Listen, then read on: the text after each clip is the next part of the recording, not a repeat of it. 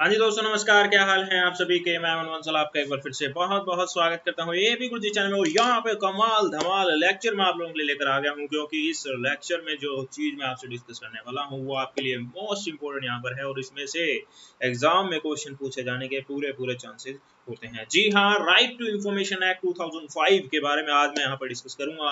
एक ही लेक्चर के अंदर सारा कुछ समेट कर आपके लिए लेकर आया हूँ, यानी कि ऑब्जेक्टिव, मेन प्रोविजंस, अमेंडमेंट जो यहाँ पर हुए थे। तो ये लेक्चर आपके लिए मोस्ट इंपोर्टेंट है। हर एक स्टूडेंट ध्यान से इस लेक्चर को सुनिएगा, देखिएगा, समझिएगा, और अपने पास में कॉपी पेन भी रख सकते हैं ताकि वो इंपोर्टेंट हाइलाइट्स को अपने पास में रख सकें। टारगेट जेआरएफ ड्रीम और जेआरएफ पर हमारे चैनल का नारा है। एबी गुरुजी चैनल का नाम है। फेसबुक के जो हमारा ग्रुप है, टेलीग्राम का जो हमारा ग्रुप है, इन्हें आप लोग जरूर ज्वाइन करिएगा, काफी इंपोर्टेंट आप लोगों के लिए है। और अगर आप स्पेशल स्टडी ग्रुप का हिस्सा बनना चाहते हैं, डिस्कशन का, नोट्स का फायदा लेना चाहते हैं, तो एबी गुरुजी चैट ग्रुप का हिस्सा बन सकते हैं। ऊपर व्हाट्सएप नंबर दे रखा है, यहाँ पर व्हाट्सएप कर देना, हमारे टीम मेंबर्स आपको इसमें ऐड कर देंगे। चैनल पे अगर आप नए हैं तो जरूर चैनल को सब्सक्राइब कर लीजिएगा, इसी तरीके से वंडरफुल वीडियो उसका आने वाले समय में फायदा आप लोग उठा सकें, और जो इस चैनल ने फ्री कोचिंग आप लोगों को दी है उसका भी फायदा आप लोग ले सकेंगे। तो चैनल को सब्सक्राइब करना मत भूलिएगा बेल आइकन के साथ में। इस वीडियो के डिस्क्रिप्शन में देख लेना, इंपॉर्टेंट प्लेलिस्ट के लिंक आपको इस वीडियो के डिस्क्रिप्शन में मिल जाएंगे।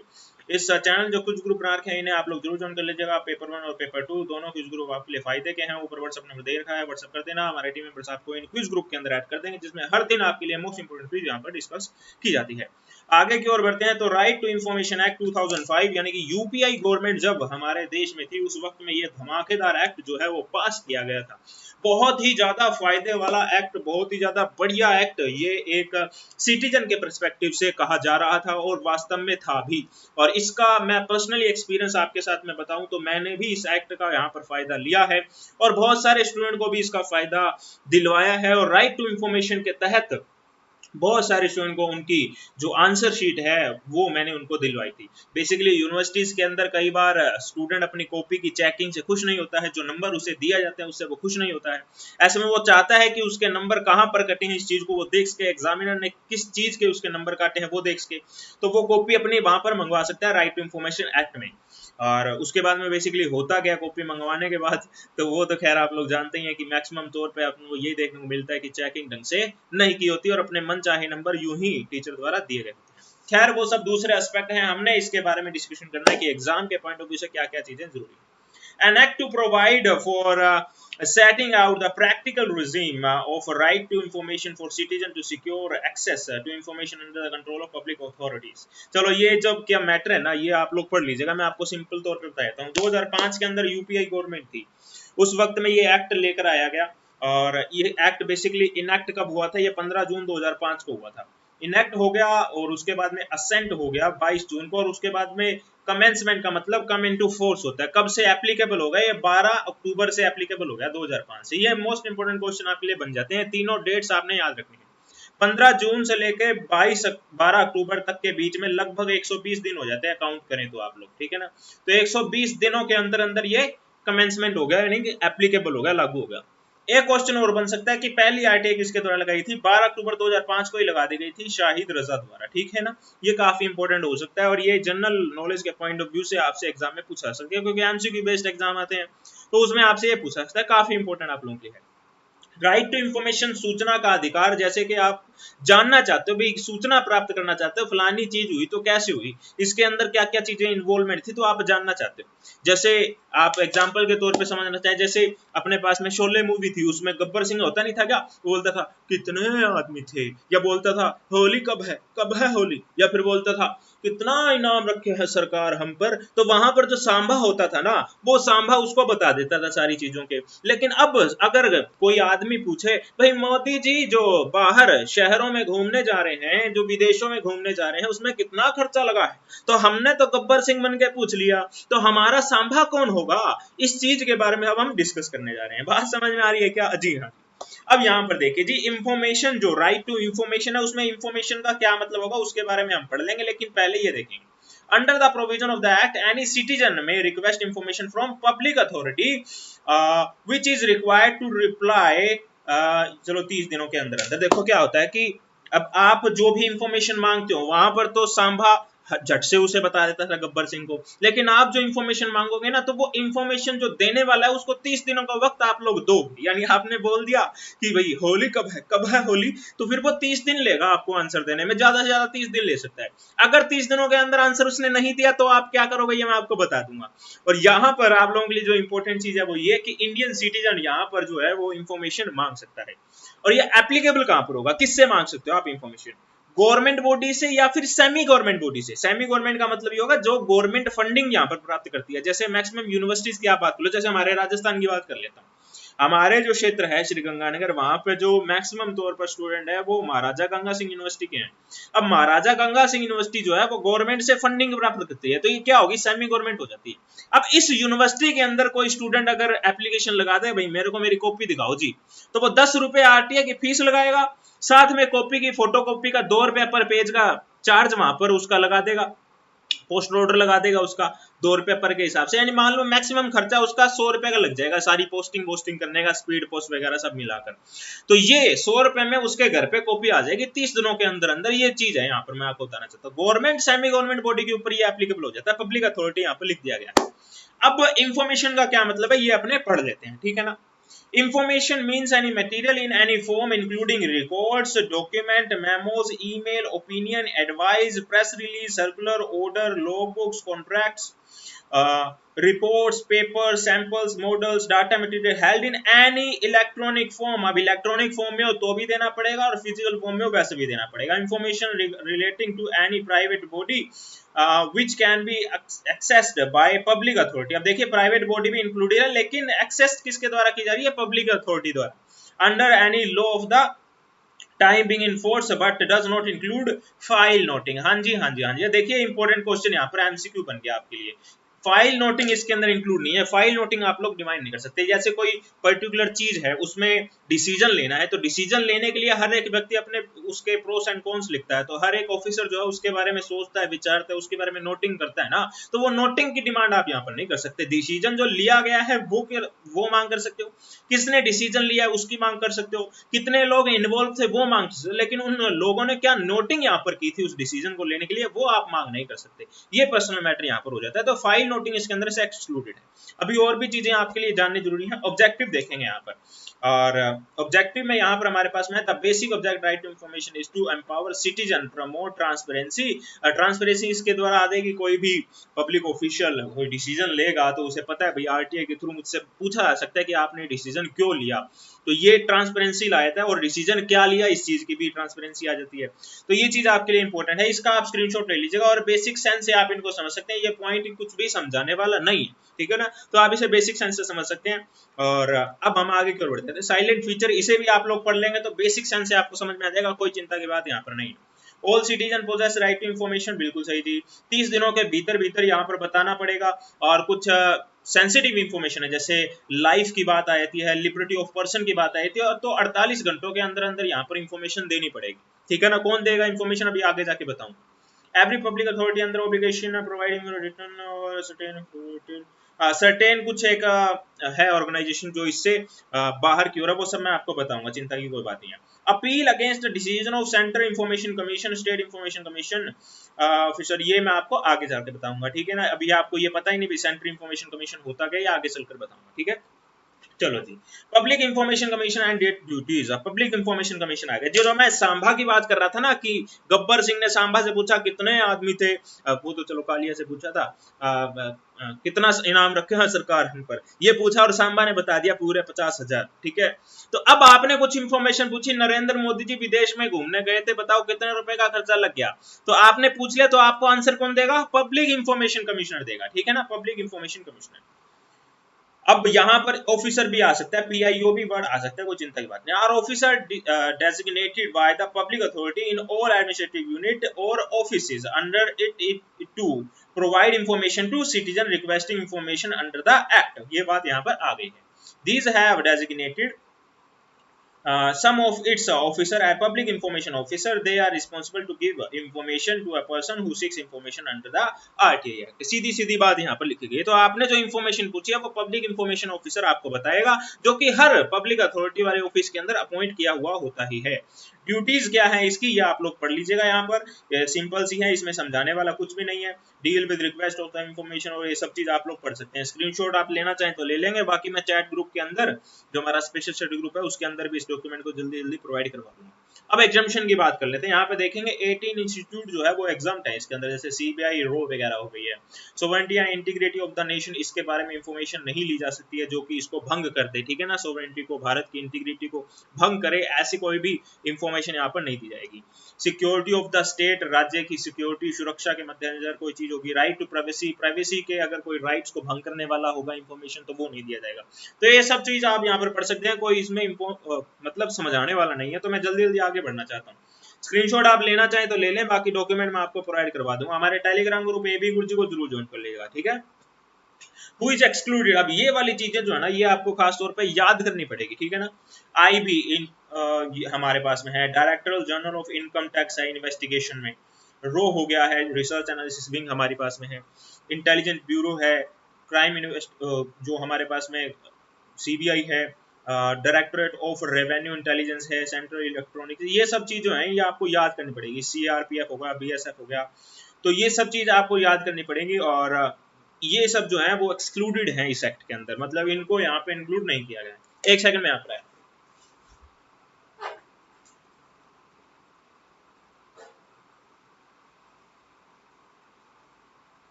हाँ, तो ये सब आपको याद करना पड़ेगा। इसका स्क्रीनशॉट लेना चाहें तो ले लें, समझाने वाला कुछ भी नहीं, फिर मैं पढ़ूं फिर उसी चीज को वापस बोल दूं, फिर उसका कोई मतलब नहीं है। तो ये तो आप खुद भी कर सकते हैं। अब यहाँ पर आ गया जी सेंट्रल इंफॉर्मेशन कमीशन। अब ये सबसे इंपॉर्टेंट आप लोगों के लिए हो जाता है, an autonomous body to inquire into complaints receive from citizen. अब यहाँ पर तो गब्बर सिंह पूछ लेता था सांबा से, भाई सांबा कितना इनाम रखे हैं सरकार हम पर, तो सांबा बता देता था। अगर सांबा नहीं बताता तो गब्बर सिंह की गोली का शिकार हो जाता। लेकिन अब आप लोगों ने पूछ लिया, 30 दिन का समय भी दे दिया, लेकिन पब्लिक इंफॉर्मेशन ऑफिसर फिर भी अपना नहीं मुंह खोल रहा, आपको इंफॉर्मेशन नहीं दे रहा, तो आप क्या करोगे? गोली मार दोगे क्या? नहीं मार सकते जी, गोली नहीं मार सकते। आप कहाँ पे जाओगे? उसके ऊपर के रैंक पर चले जाओगे, सेंट्रल इंफॉर्मेशन कमीशन के पास में चले जाओगे कि भाई हमने जो चीजें पूछी है 30 दिनों के अंदर हमारे को बताया नहीं गया। तो ये कहां पर चला जाएगा? CIC के पास में चला जाएगा। One can complain to CIC if refuse access to information or how the public authority has handled your request.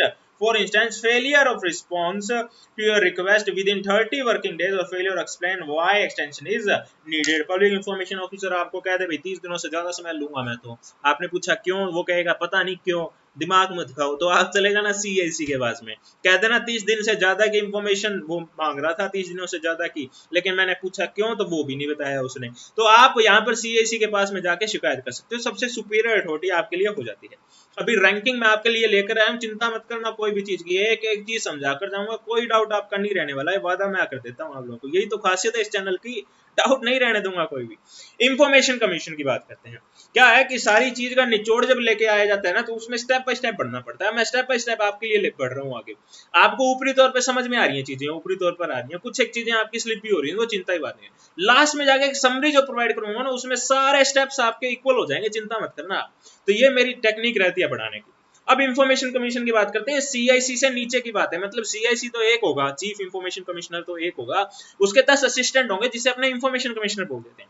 अब उसका क्या काम है यहाँ पर देख लेना, समझ में आए तो ठीक, ना आए तो ठीक, आगे जाके समरी प्रोवाइड कराऊंगा, वहां पे अच्छे समझ में आ जाएगा। Central information commission is constituted by central government through gazette notification. चलो कोई बात नहीं जी। The commission includes one chief information commissioner and not more than 10 information commissioner। ये मैंने अभी आपको बताया था, प्रेसिडेंट अपॉइंट करेगा। ये चलो आप लोग पढ़ लीजिएगा, कोई इसमें नहीं है समझाने वाला। CIC will have power to civil code, और ये सब चीजें आप लोग पढ़ लीजिएगा, चिंता की बात नहीं है। अब देखिए जी, सबसे इंपॉर्टेंट पॉइंट आपके लिए मैं लेकर आया हूँ, समरी के तौर पे आप कह सकते हो। RTI एक्ट में अभी तक मैंने आपको जो बताया वो पब्लिक इंफॉर्मेशन ऑफिसर के बारे में बताया है। 30 दिन वाली इंपॉर्टेंट चीज बताई है मैंने आपको। दूसरा ये बताया कि पब्लिक इंफॉर्मेशन ऑफिसर आपकी बात ना सुने तो आप ऊपर जाकर उसकी शिकायत कर सकते हो। गवर्नमेंट सेमी गवर्नमेंट बॉडी से आप इंफॉर्मेशन मांग सकते हो। कौन कौन इंक्लूडेड है, कौन कौन एक्सक्लूडेड है, ये सब आपको समझ में यहाँ पर आ चुका है। एक्सक्लूडेड वाली बेसिकली लिस्ट है, तो वो आपको पढ़ना पड़ेगा। 18 इंस्टीट्यूशन इससे बिल्कुल बाहर रखे गए हैं, एग्जम्प्ट रखे गए हैं। अब सेक्शन 13 और सेक्शन 16 इस एक्ट की धड़कन है एक तरीके से, ठीक है ना, धड़कन है। सेक्शन 13 किसकी बात करता है? ये सेंटर की बात करता है। सेक्शन 16 किसकी बात करता है? स्टेट की बात करता है। सेंटर के अंदर चीफ इंफॉर्मेशन कमिश्नर होगा, आरटीआई एक्ट ने अपॉइंट किया हुआ, एक यहां पर होगा। ये स्टेट चीफ इंफॉर्मेशन कमिश्नर, इसका नाम हो जाएगा, स्टेट की इंफॉर्मेशन जो देगा वो एक है हमारे पास। अब इसके 10 असिस्टेंट हो जाएंगे इंफॉर्मेशन कमिश्नर, और यहां पर इसके भी 10 असिस्टेंट इंफॉर्मेशन कमिश्नर। अपॉइंटमेंट कौन करेगा? इनकी अपॉइंटमेंट करेगा प्रेसिडेंट, लेकिन प्रेसिडेंट को बताएगा कौन कौन सा व्यक्ति बनना चाहिए, तो प्रेसिडेंट को बताएंगे ये 3 लोग, पीएम बताएगा, अपोजिशन का लीडर बताएगा और कैबिनेट का मंत्री बताएंगे। ये यहां पर गाइड करेंगे प्रेसिडेंट को कि इसको चीफ इंफॉर्मेशन कमिश्नर बना दिया जाना चाहिए। यहां पर स्टेट में कौन करेगा? सीएम, अपोजिशन और कैबिनेट के मंत्री गवर्नर को बताएंगे भाई किसको अपॉइंट करना है, गवर्नर यहां पर सीआईसी अपॉइंट करेगा। बात समझ में आ रही है क्या? ये सेंटर और स्टेट की बात है हमारे पास। टेन्योर क्या होगा चीफ इंफॉर्मेशन कमिश्नर का? टेन्योर यहां पे बता रखा है, या तो 65 साल का या फिर 5 साल उसके हो जाए काम करते हुए, जो भी इन दोनों में से पहले हो जाएगा ना वो इसका टेन्योर हो जाएगा। यानी मान लो कि मैं 60 साल का हो चुका हूं 60 साल का हो गया, अब मुझे सीआईसी बना दिया गया, तो मैं 65 साल का हो जाऊंगा ना, तब मेरा टेन्योर यहां पर खत्म हो जाएगा। मान लो मेरी एज यहां पर 63 इयर्स की होगी, मैं 63 इयर्स में चीफ इंफॉर्मेशन कमिश्नर बन गया, तो जैसे ही 65वें साल में आ गया ना, तो मैं यहां पर उससे रद्द हो जाऊंगा, मतलब क्या कहते हैं उसको, रिटायर हो जाऊंगा। क्यों? 5 साल तो पूरे हुए नहीं थे, लेकिन मेरी एज 65 की हो चुकी थी। इसका अपोजिट आप कर लो, मैं लग गया जी 58 की एज में लग गया, 58 की एज में लग गया, तो 63 आते आते मेरे 5 साल हो जाएंगे। हालांकि 65 इयर्स का मैं नहीं हुआ, लेकिन 5 साल कंप्लीट हो गए तो मेरा टेन्योर यहाँ पर खत्म हो जाएगा। ये यहाँ पर सेम बात स्टेट में रखी गई है, कोई चिंता की बात नहीं है। सैलरीज की बात कर लेते हैं। चीफ इंफॉर्मेशन कमिश्नर जो है, ये वाला जो व्यक्ति है, इसकी सैलरी है चीफ इलेक्शन कमिश्नर के बराबर, ठीक है ना, इलेक्शन कमीशन, निर्वाचन आयोग के बराबर। और जो असिस्टेंट है इनके, इंफॉर्मेशन कमिश्नर है जो यहाँ पर, उनकी सैलरी जो है वो इलेक्शन कमिश्नर के बराबर होगी, ठीक है ना। ये चीफ इलेक्शन कमिश्नर है, ये इलेक्शन कमिश्नर है। और यहाँ पर जो स्टेट का सीआईसी है हमारे पास में, उसकी सैलरी यहाँ पर इलेक्शन कमिश्नर के बराबर होगी, जो कि यहाँ पर असिस्टेंट है, ठीक है ना, ये दोनों बराबर हो गए। और जो यहाँ पर असिस्टेंट है, असिस्टेंट कमिश्नर जो हो गए एक तरीके से इंफॉर्मेशन कमिश्नर जो स्टेट के हैं, उसका चीफ सेक्रेटरी के बराबर हो जाएगी। जो राज्य के चीफ सेक्रेटरी हैं, मुख्य सचिव हैं, उनके बराबर इनकी सैलरी यहाँ पर हो जाएगी। पेंशन की बात यहाँ पर कर लेते हैं। अगर मान लो मैं गवर्नमेंट एम्प्लॉय था और मैं रिटायर हो चुका और मैं पेंशन ले रहा हूं, मान लो 60,000 रुपए की पेंशन मेरी आती है, 60,000 रुपए की पेंशन आती है। अब मुझे बना दिया गया चीफ इंफॉर्मेशन कमिश्नर, तो अब चीफ इंफॉर्मेशन कमिश्नर की जो सैलरी है वो चीफ इलेक्शन कमिश्नर के बराबर होगी। और मान लो चीफ इलेक्शन कमिश्नर की सैलरी है 2 लाख रुपए की, और मुझे यहाँ पर 2 लाख रुपए मिलने चाहिए फिर, लेकिन मैं तो पेंशन 60,000 की ले रहा हूं, तो क्या हो जाएगा, ये 60,000 इसमें से माइनस हो जाएंगे, मुझे मिलेंगे सिर्फ 1,40,000 की सैलरी के नाम पे 1,40,000 यहाँ पर दिए जाएंगे। ये यहाँ पर पेंशन की बात यहाँ पर की गई। पेंशन का क्या यहाँ पर इस्तेमाल किया जाएगा, मतलब टोटल जो फायदा है वो सिर्फ 2 लाख का ही दिया जाएगा, टोटल फायदा 2 लाख का दिया जाएगा। वो ये नहीं कह सकता कि मुझे सैलरी 2 लाख की दो और मुझे जो पेंशन मिलती थी वो भी 60,000 की मिलेगी, ऐसा नहीं हो सकता। टोटल फायदा 2 लाख का यहाँ पर दिया जाएगा। इसी तरीके से यहाँ पर है डी, इसे जो भी सैलरी मिल रही होगी, इलेक्शन कमिश्नर को मान लो जो भी सैलरी मिल रही है उसमें से पेंशन को घटा दिया जाएगा और वो नई सैलरी उसके लिए कह दी जाएगी। तो ये यहाँ पर बात थी। अब बात करते हैं अमेंडमेंट की। देखिए 2019 जो साल था ना, जब गवर्नमेंट बनी गई थी, उस समय में बड़ा धमाके कर दिया था गवर्नमेंट ने, काफी चीजें लेकर आई थी। एक तो जम्मू कश्मीर वाला आपको याद होगा, बड़ा खतरनाक वो डिसीजन था। एक डिसीजन ये आरटीआई वाला भी था, काफी खतरनाक था। 1 जुलाई के आसपास लिया गया था, 24-25 जुलाई के आसपास में ये पास हो गया था, मतलब दोनों हाउसेस से। तो अमेंडमेंट क्या किया गया था यहां पर देखें।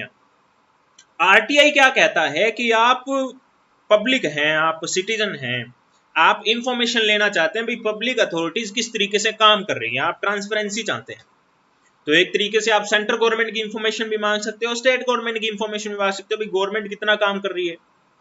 तो अब यहां पर अमेंडमेंट में क्या कह दिया, अमेंडमेंट में ये कह दिया कि भाई जो चीफ इंफॉर्मेशन कमिश्नर होगा ना, इसका टेन्योर सेंट्रल गवर्नमेंट निर्धारित करेगी, इसका टेन्योर सेंट्रल गवर्नमेंट निर्धारित करेगी।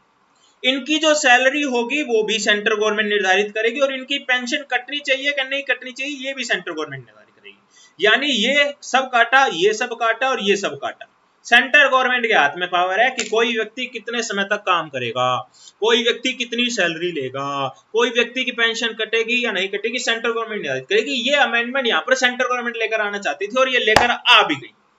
अब आप लोग अपना दिमाग लगाओ कि कोई व्यक्ति जो सरकार जिसकी सैलरी सरकार निर्धारित करेगी, जिसका टेन्योर सरकार निर्धारित करेगी, जिसकी पेंशन सरकार निर्धारित करेगी, क्या वो सरकार के अगेंस्ट में कोई डाटा होगा तो वो पब्लिक करेगा क्या? नहीं करेगा, बिल्कुल नहीं करेगा, क्योंकि सेंट्रल गवर्नमेंट के हाथ में अब उसके टेन्योर की पावर आ चुकी है। मान लो मैं किसी एम्प्लॉयर के अंडर में काम करता हूं, मुझसे कोई एम्प्लॉयर के बारे में पूछेगा और एम्प्लॉयर की वो बुरी बात है, तो क्या मैं मेरे एम्प्लॉयर की बुरी बात बताऊंगा क्या? नहीं बताऊंगा जी, क्योंकि मेरा एम्प्लॉयर बुरा मान जाएगा, और मेरा एम्प्लॉयर बुरा मान गया तो मुझे यहां से हटा देगा सीट से, मुझे मेरी सैलरी कम दे देगा, मेरे पेंशन के सारे फंडे हटा देगा यहाँ पर, और टर्म्स ऑफ सर्विस है उसमें चेंज कर देगा। ये 3 चेंज तो थे। टर्म्स ऑफ सर्विस जो है ना, टर्म्स ऑफ सर्विस करने के दौरान क्या क्या पावर्स है वो सब चीज, वो भी सेंट्रल गवर्नमेंट कहती है कि हम निर्धारित करेंगे। तो ये सारी चीजें सेंट्रल गवर्नमेंट बेसिकली अपने हाथ में लेना चाहती है। तो एक तरीके से चीफ इंफॉर्मेशन कमिश्नर एम्प्लॉई का काम नहीं करने लग गया क्या? जल्दी से बताना शुरू करेंगे। जी हाँ सर, जी हाँ, chief information commissioner central government का एम्प्लॉई की तरह अब काम करेगा। अब मैं अगर अपनी शिकायत लेकर चीफ इंफॉर्मेशन कमिश्नर के पास में गया कि फलाना ऑफिसर मेरी बात नहीं सुन रहा, आप मेरी बात सुनो और ये डाटा मुझे प्रोवाइड कराओ, तो क्या वो डाटा मुझे प्रोवाइड करवाएगा क्या जो कि सेंट्रल गवर्नमेंट के अगेंस्ट में होंगे? नहीं करवाएगा जी। इस चीज का बड़ा विरोध यहाँ पर हुआ था, लेकिन मेजोरिटी के कारण ये सारे अमेंडमेंट यहाँ पर पास हो गए। अब पास हो गए तो पास करने के लिए कुछ दलील भी इन्होंने दी होगी, तो वो दलील क्या थी सेंट्रल गवर्नमेंट ने? उन्होंने कहा कि चीफ इंफॉर्मेशन कमिश्नर जो आरटीआई का है, वो एकदम सुप्रीम कोर्ट के जज के बराबर की सीट है, जज के बराबर की सीट है। आरटीआई एक्ट ये कहता है कि चीफ इंफॉर्मेशन कमिश्नर ने कोई फैसला सुना दिया, आप उस फैसले से खुश नहीं हो तो आप हाई कोर्ट में जाके उस फैसले के खिलाफ जो है वो अपील कर सकते हो। आरटीआई एक्ट ने ये बोला है, ठीक है ना, हाई कोर्ट में जाके आप अपील कर सकते हो उस फैसले के खिलाफ। जब आपने सीआईसी तो एक ही है पूरे देश के अंदर, सेंटर का एक सीआईसी है, सुप्रीम कोर्ट का जज भी पूरे देश के अंदर एक ही होता है, तो बराबर की सीट होगी। तो आप जब सुप्रीम कोर्ट के जज ने कोई डिसीजन दे दिया, उस डिसीजन को आप कहीं भी चैलेंज नहीं कर सकते हो, तो आप सीआईसी के कोई डिसीजन को चैलेंज करने के लिए हाई कोर्ट में कैसे भेज सकते हो, जबकि सीट दोनों की बराबर की है? तो ये यहाँ पर एक दलील दी गई थी। दूसरी दलील यहाँ पर यह दी गई थी कि आपने इनकी सैलरी को बराबर कर दिया, सैलरी को बराबर कर दिया, जबकि आरटीआई जो है वो लोकसभा में एक्ट लाकर पास करवाया गया, यानी स्टैट्यूटरी बॉडी है। आपने इसकी सैलरी करवा दी निर्वाचन आयोग के बराबर, यानी इलेक्शन कमीशन के बराबर, और इलेक्शन कमिश्नर जो है वो, इलेक्शन कमीशन जो है वो हमारे पास में कॉन्स्टिट्यूशन बॉडी है, संविधान के अंदर इसका जिक्र किया गया है। तो ये तो कोई मैच नहीं हुआ ना। तो सैलरी का ये निर्धारण करना सही नहीं है। गवर्नमेंट कहती कि सैलरी तो हम निर्धारित कर देंगे। तो ये दो दलील मुख्य तौर पर सेंट्रल गवर्नमेंट द्वारा यहाँ पर दी गई थी। अब ये दलील कितनी सटीक है, कितनी सही है, इस चीज का दिमाग आप लोग लगा लीजिएगा। मैं तो लगा चुका हूं, मुझे नहीं इसके बारे में कुछ खास बात करनी है। तो आप लोग समझ सकते हैं ये यहाँ पर आरटीआई था और क्या यहाँ पर अमेंडमेंट किया गया। जो अमेंडमेंट था ना वो निचोड़ के तौर पर मैंने आपको यहाँ पर बता दिया। कितनी भी वीडियो देख लेना, ऐसी सटीक इंफॉर्मेशन आपको नहीं मिलेगी। जो निचोड़ था अमेंडमेंट का वो मैंने आपको यहाँ पर बता दिया है। अमेंडमेंट के बारे में राय क्या है आपकी, इसके बारे में कमेंट बॉक्स में मुझे जरूर बताइएगा। और यहाँ पर एक बार फिर से आपको याद दिला दूं कि अगर आप लोग इस चैनल पर नए हैं तो जरूर चैनल को सब्सक्राइब कर लीजिएगा बेल आइकन के साथ में, और जो इस चैनल के क्विज के ग्रुप है इन्हें आप लोग जरूर ज्वाइन कर लीजिएगा। ऊपर व्हाट्सएप नंबर दे रखा है, यहाँ पर व्हाट्सएप कर दीजिएगा। इस वीडियो को लाइक करना अगर आप लोग भूल गए हैं तो लाइक जरूर कर दीजिए, और हाँ, इस वीडियो को शेयर जरूर कीजिएगा सभी फेसबुक, व्हाट्सएप, टेलीग्राम के एजुकेशन ग्रुप में, ताकि ज्यादा से ज्यादा स्टूडेंट तक ये वीडियो पहुंच पाए और वो जान पाए कि आरटीआई के तहत वो इंफॉर्मेशन यहाँ पर मांग सकते हैं और किस तरीके से गवर्नमेंट ने यहाँ पर अमेंडमेंट इसके अंदर किए हैं। इस वीडियो को देखने के लिए बहुत बहुत धन्यवाद। जय हिंद, जय भारत।